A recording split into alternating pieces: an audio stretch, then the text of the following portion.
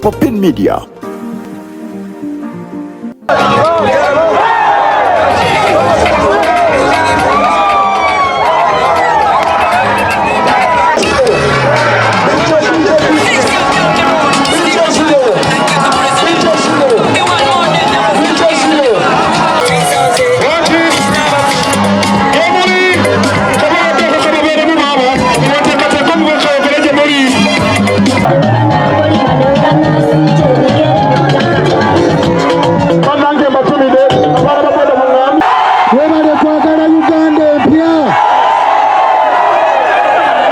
Basabo ne banyabo njagala okubasaba n'olw'ensonga eyo amaanyi ge tulaze olwaleero, essanyu lye tulaze olwaleero, obumu bwe tulaze olwaleero, njagala tuyimirire mu ebyo ng'ennaku z'omwezi 15 kigende mu byafaayo nti abavubuka abantu b'ekakiika bakulembera mu sitwago etwala Bannabbaale mu meenunula.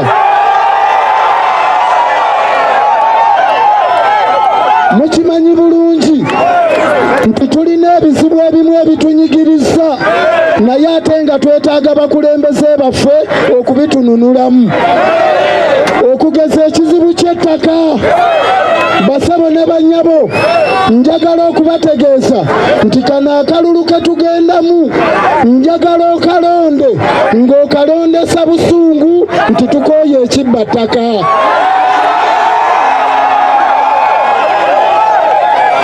Bakulembeze bonna abazze nga babasaba akalulu k'obwemupi bw'ojjayo tebandeke mu paalamenti mwabo abazze, ani agenda okuyimirira ku nsonga ssemasonga? Ani agenda okununula ettaka lyaffe? Ani agenda okuzimba obutaka bwaffe? Ani agenda okwogera byenjogera?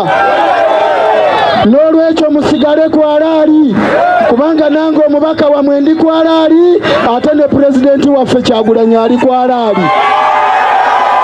Njagala obategeeza nti abantu be batusonseseemu bakola dde ebikolobero wano mu Bbaale. Omu ku beesimbyewo azze nga mumulaba abategaatega obuntuntu, agula sooda akulaale, n'asinkana abakyala mu kiro, n'abasanga mu bbaala n'abeegula. Njagala okubabuuza abantu mwe, omuntu azze okubayamba amala kubagulirira alyoke abayambe? Ekyo ekibuuzo mukyebuuze bwe munaaba mukitegedde.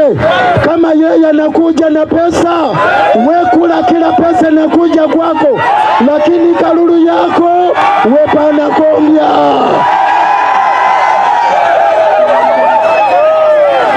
Basabo ne bannyabo, njagala okubategeeza abantu abo bwe baali wano bajja ne mwami tudde ne bajja ne mukulu wange, babagamba wano ekakiika wokka we naleeta $5,000,000 agazimba ekizimbe ekyo. Ekyo ekizimbe kizimbibwa $5,000,000.